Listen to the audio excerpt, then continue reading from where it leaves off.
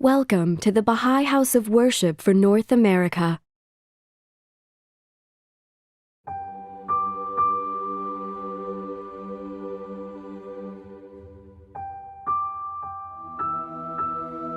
This sacred space,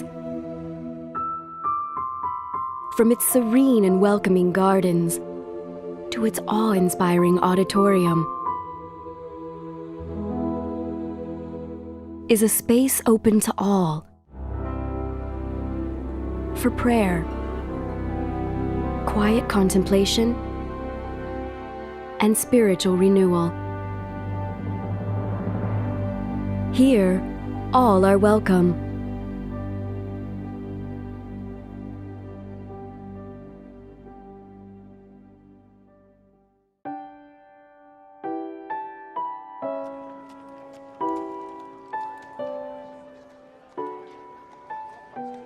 The first public mention of the Baha'i Faith in America was in Chicago in 1893 at the World Parliament of Religions, an extension of the Chicago World's Fair. By the early 1900s, nearly 1,000 people in the United States and Canada had embraced the Baha'i Faith. The members of this new religion wanted to demonstrate their devotion to God and build a temple for all people. Chicago's location in the heart of the continent and the peaceful beauty of the site on the shores of Lake Michigan made it a natural choice for the first Baha'i House of Worship in North America. Abdu'l-Baha, the eldest son of Baha'u'llah, founder of the Baha'i Faith, traveled from Palestine, now Israel, to North America in 1912. And while in Chicago laid the cornerstone and was the guest of honor and featured speaker at the groundbreaking ceremony. He set forth clear instructions for certain aspects that Baha'i houses of worship should include, and specified that women should be involved in the planning and development of it. During one of his addresses in Chicago at the time, Abdu'l-Baha said that Baha'u'llah had commanded that a place of worship be built so that all religions, races, and sects may come together within its universal shelter, that the proclamation of the oneness of mankind shall go forth from its open courts of holiness.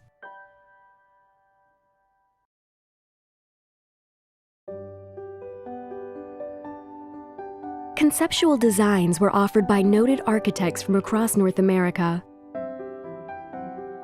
But of all the designs, delegates to the 1920 National Baha'i Convention unanimously selected the design created by Louis Bourgeois, a French-Canadian architect who had studied at the legendary École des Beaux-Arts Academy of Architecture in Paris. Fulfilling Bourgeois' dream of creating a temple of light and unity, the House of Worship's lacy arabesque panels embrace natural light during the day and illumination from within at night.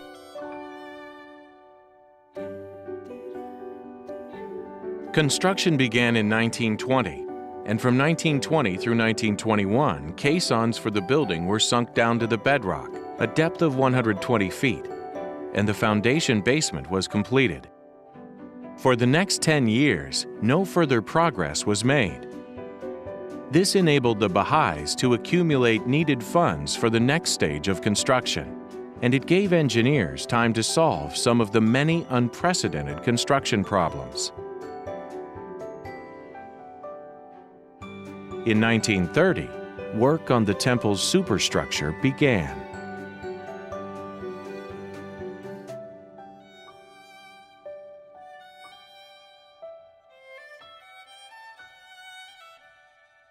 Architect Louis Bourgeois consulted with John Early, an expert in ornamental concrete in the Washington, D.C. area, about constructing the dome from cast concrete panels mounted on a steel superstructure. To achieve Bourgeois' vision of the whitest possible surface, Early experimented with white Portland cement combined with crushed quartz. The result is a glistening exterior that sparkles in the sunlight. The panels were sculpted, cast, and cleaned at the Early studios. packaged, and then shipped 700 miles on railroad flat cars to Wilmette. At the time, the building was considered the most elaborate concrete structure in the world, consuming thousands of workman hours. In June of 1932, the task of applying the ornamentation to the superstructure was started. And by January of 1943, the entire exterior, including the steps, was finished. During the Second World War years, no work on the temple was undertaken. Then, in November of 1947, work began on the interior, which was completed in 1952. Landscaping of the grounds began in April of that year and was completed by the temple's dedication in the spring of 1953.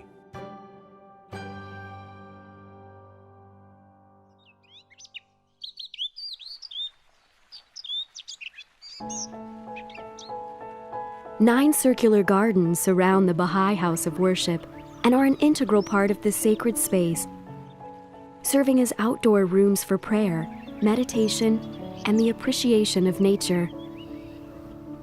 The temple gardens are seasonally planted with flowers and foliage of various kinds, colors, and fragrances in both native and global species, each where it will best thrive. A physical metaphor that reflects the beauty of unity in diversity.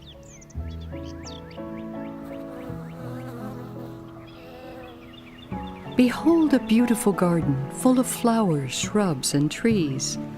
Each flower has a different charm, a peculiar beauty. Yet all these flowers spring from the self-same earth.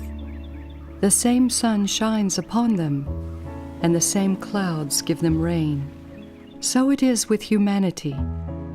It is made up of many races, and its peoples are of different color. But they all come from the same God, and all are servants to Him.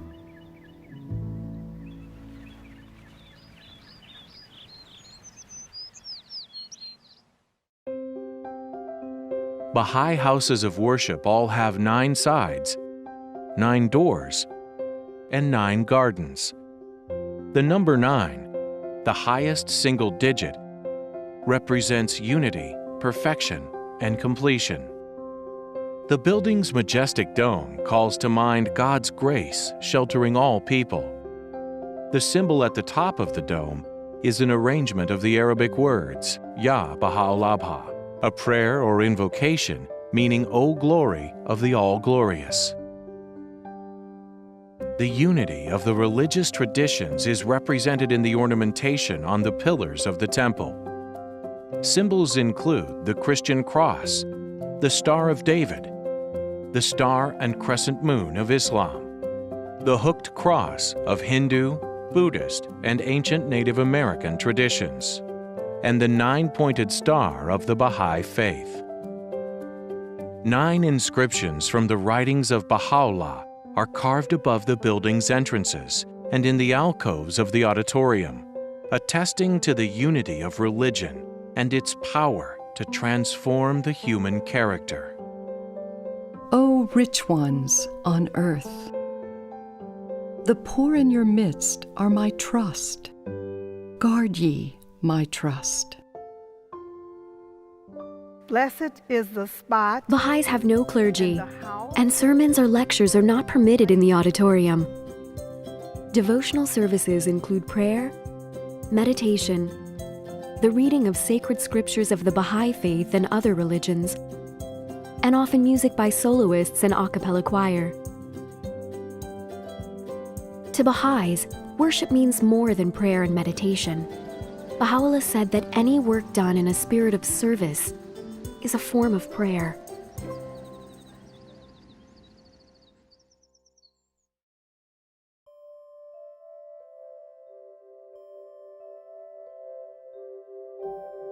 The temple project took 50 years, continuing through 2 world wars and the Great Depression. The building was financed entirely by voluntary contributions from Baha'is around the world. more than 5,000 people gathered for dedication services as the Baha'i House of Worship was opened to the public in May 1953. This house of worship, now opening wide its doors to peoples of all creeds, of all races, of all nations, and of all classes, is dedicated to three fundamental verities animating and underlying the Baha'i faith: the unity of God, the unity of His prophets, the unity of mankind.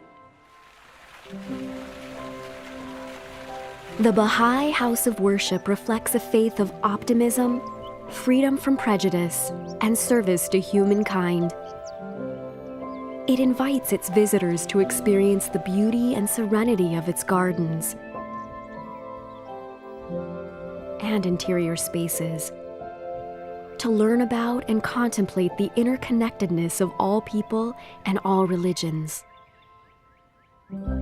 It reminds us of our tie to a just and loving Creator who shelters us all and progressively reveals the guidance that we need. It inspires our highest hopes of a united world and sustainable peace. As Baha'u'llah predicts, Yet so it shall be. These fruitless strifes, these ruinous wars, shall pass away, and the most great peace shall come.